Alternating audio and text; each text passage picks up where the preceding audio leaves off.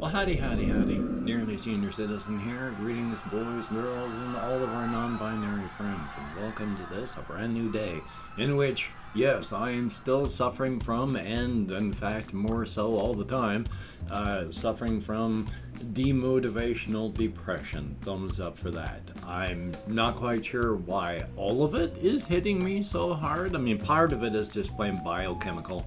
Part of it is just life. Part of it is the year is changing. Part of it is just everything happening in the world. Part of it is my channel and how badly things are going on YouTube for me. Part of it is just life. And it's just hitting me all in such a way that I'm finding things very demotivational. Life is life. I'm still pushing. I mean, depression lies to you. So, yay. But I mean, it's just lack of energy, lack of everything. I mean, part of it, as stated, is like what's the whole YouTube situation, you know, because I'm trying to really make videos do things different and punch them up and do better editing, and they are just dying. So, yay. But past that, I mean, life is life. Many other people talk about what's happening on YouTube and the corporatization and all that. I mean, there's one person, yeah, she's lucky. She's got at least 1 million subscribers, such like that. She gets a couple 100,000 views on a video. But she's talking about how these channels that do like food life hacks that are just absolutely terrible. I mean, they are awful.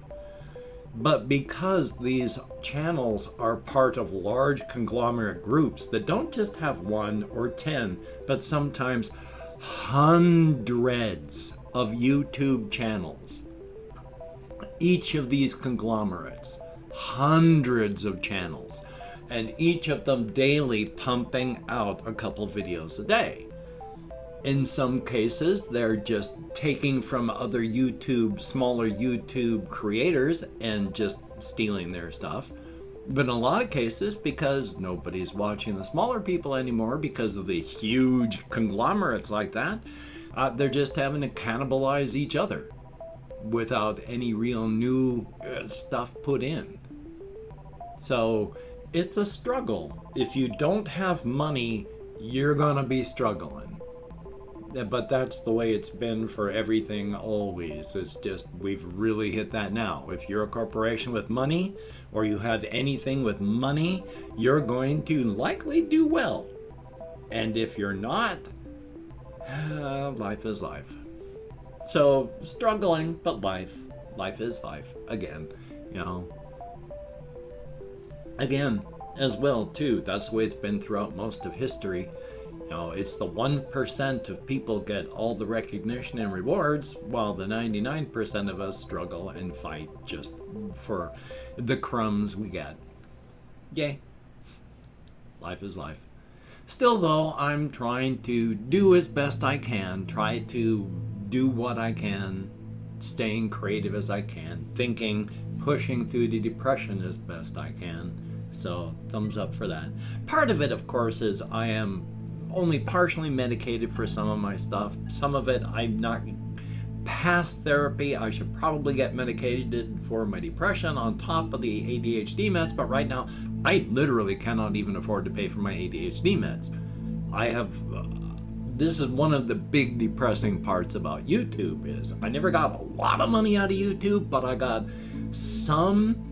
And now, especially since I've been fired from my MCN, instead of just getting, like 20 or 30 bucks every month, now I have to pass that threshold from YouTube and then they'll pay me. So I get paid even less frequently with smaller amounts because I haven't been paid in months. So, because I haven't passed that threshold for YouTube to pay me. Yay. And so that hurts because I'm down to eating like plain spaghetti noodles with a couple of spices that I'm taking from my housemates, the kind of stuff that not taking, but sprinkling on the spaghetti stuff because they've got things like the seasoning salt for meats and such. So you sprinkle that on just plain spaghetti noodles and you can eat them because that's all I have is plain spaghetti noodles until Friday. I mean, I can't even afford to eat a full month. And that's on $200 of COVID money for food stamp people. I don't know if it's this month or next month, but that goes back down to normal, in which case I'm going to have $70 of food stamp money to eat with. That goes fast. $200 doesn't even last me a full month. So I'm going to be back down to 70. So like I say, I can't even afford to pay for my meds. I can't afford to do all these things. I only buy clothing when I absolutely have to buy clothing, or I'm not going to be able to, like, not be unclothed. And then I have to decide how much I'm going to spend, because I'm not going to be able to eat off that, because now I'm having to spend it on clothing. So I literally have no idea what's going to happen. I mean, I'm hoping to at least not die soon, but if things continue the way they are in the United States, I mean, I'm probably going to be homeless and dead in 2 years. So thumbs up and welcome. That's if I get, if things continue the way they are. If I can't afford to live in a house and eat, then I'm not going to be able to afford to live in a house. So that'll save me money. I mean, I'll die soon afterward because I have sleep apnea and I need a sleep apnea machine so I can keep breathing and not die at night. And you can't plug a sleep apnea machine into a sidewalk. So I'm just doing my best to not be depressed, to push forward, to try and at least not be paralyzed by the absolute crushing depression that I am having to go through right now. So, thumbs up for that. Past that, though, I am still trying to be creative as possible. I have not been able to think of many new things, but I have been trying to rework over old things to try and find out if there's new stuff that I need to remember, or if there is other things to work on and remember. I mentioned some of what was going on yesterday with, like, there's the Draylands and Dream, which is like for us out here. But I'd also mention how there's one of the cosmic horrors, Hoki, that is less destructive than the others, but that's all accidental.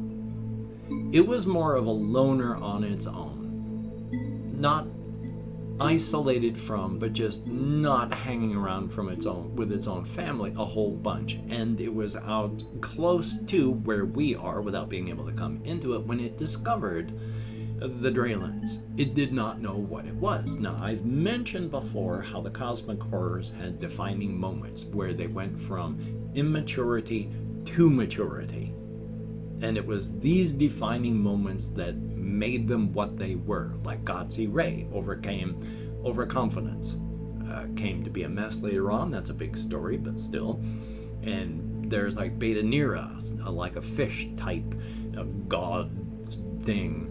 And it had a defining moment where its agoraphobia was really driven into its head. And there's all these things, these defining moments.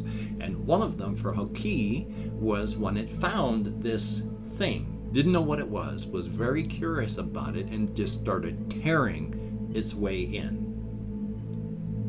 Remembering that they have never had to think about other beings. Never had to think about other creatures. They're like us. They've lived in a universe where there's dangerous animals out there, but largely everything else is just microbes. You don't worry about it. You just do things, and if things die, then they die, but that's life.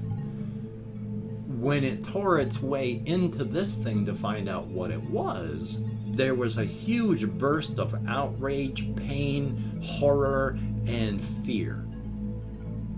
Because outrage at the invasion, it was being invaded. Pain from being torn. Horror at this thing doing it, tearing it and hurting it. And then terror and horror and fear of what this would mean for the future. When every other being has felt that way, nothing has really worried about it, as in cosmic horror-wise. We are Gokura, which translates roughly to either numberless, because there are an infinite amount of us, with the universes always being newly created and just splitting and spawning from all the quantum splitting. We are numberless. There are literally an infinite number of universes with an infinite number of beings, and if one cosmic horror just decides to eat everyone in an entire universe, that's just one universe out of, in 1 microsecond, an infinite number of other universes have cropped up, and that's every microsecond this is happening. So what is the loss of one universe? They just don't worry about it. Gokura also translates as prey. So, and it's never had to deal with anything past that, especially out in the cold and dark. And when it tore into this thing to find out what it was, in this huge burst of pain and outrage, etc., that was at least as strong as its own, went right into its face and past any defenses that it might have had. It was a huge shocker to Haki. A big, oh my gosh, there are other people than just me and my siblings out here. And that was the defining moment that maybe I should care about others. An instant regret on its part for the pain that it had caused. Haki and the Draylens have it pulled back immediately and then just started talking. It is fascinated by the Draylens. It watches all the time. It's got a little porthole into the Draylens where it can poke its head in and it can see, and it is endlessly fascinated by Dream, the Draylens, and what we do there. So it doesn't spread its attentions around the rest of the multiverse. It's fixated on the Draylens and Dream. It's not hurting anyone else, but it's all accidental because it's just endlessly fascinated with the Draylens and what we are and the combination between the two. Haki, comes as close to loving something beyond itself and siblings as any of them have ever come. So that's a good thing. It's still a cosmic horror, but it is less destructive than the others just because of its fascination. So that's cool. Definitely a thumbs up on that. Yay. There is some other stuff. One of the things that I've been thinking of is, again, back on the bone-hurting juice world, where one of the things that I've been trying to think of, what's a big thing? Because I've wanted them to have to go deep into the past, deep under the surface of their world, to find an earlier civilization and deal with the stuff there. They got a message through the divine conduit that there is information or technology or something way down deep, way in the past, back at like where it is on their map that they see, it's about the 10th aeon. Each aeon is separated from anywhere from 3.5 to 6.5 million years, because it's, once a civilization has ascended and left the planet, it takes about 1 million years for whatever has grown there to take that step onto intelligence, another 2 million years to reach the stage that we are now, another 1 million years they've left the planet, and then 1 million years after that, the next thing takes the step onto intelligence. The people that live there now do not know that this has been happening for literally trillions of years in their universe. Their planet and their star are immeasurably old. They think they're like the 18th aeon, hundreds, thousands. But it doesn't matter because, of course, it's a very active planet because of various things happening. And so there's always subduction, plates moving, everything sinks, and older stuff vanishes. But they get this information to go back to like the 10th aeon, about 35 million years in the past, which is dangerous because Every civilization, every aeon in the past has tried some way to slow down time, to make things last, and nobody has really understood time. There's always been endless variations of the same thing, and so any attempt on theirs to slow down time, to keep information lasting, it fails after a few million years, and stuff just starts decaying anyway. They still find machines that work after 20, 30 million years, but those are the exception. In the story, though, they take a trip down to like the 10th aeon. It's a big fight to get there, and when they do, they discover something that really freaks them out, and I'm going to have to talk about that tomorrow, because I've opened up 24 hours worth of comments in my community tab, and I'm going to go through and thank, well, like the 9 or so people that left comments in the last 24 hours. So, if I mispronounce the username, no disrespect is intended, and even though I count American Sign Language, hey. We have Sean Tuma, who did not watch the beginning of one of my reaction videos, so yay. Confused Owl 29, thumbs up and thank you, and you're very, very welcome. Stephen Hamilton, thumbs up. Darkness Dragon, greatly appreciated. Ethan Vive, or Vev, I'm not sure, but thank you. Johnny K, greatly appreciated. Zach Goodrich, thumbs up and thank you. Morello Beats, greatly appreciated. Capitalist Apocalypse, thumbs up, and Ice Damon. Well, actually 10 people, thank you. It's nice to know that at least 10 people watch. Greatly appreciated, each and every one of you. And hey, with my hands in the air, I mean, I'm really hurting, but I might as well do this anyway. If you could check out my various links, wherever they are. I have Twitter, Facebook, Patreon.com, and if you could become a Patreon.com patron, like these beautiful and awesome people, that would be beautiful and awesome. Literally, it's because of you that I can eat and move with my pain medication, so thank you. And if you'd like to help me out, I do have a PayPal link somewhere. And if you don't want to do that, I also have an Amazon wish list link, so you can check that out. I did get a donation on my PayPal link. Thank you so very much. I cannot remember who it was, but right now there was one. So thank you. It is appreciated. What's the rest of what I say? I can't even remember, but I do know it's like, if you'd like to help me out, etc., do not feel obligated. Of course, I'm hurting badly, but things are bad for everybody. Do not feel obligated. I don't feel entitled. And of course, if you could toss me a like, I appreciate all the positive validation I get for my existence, especially right now.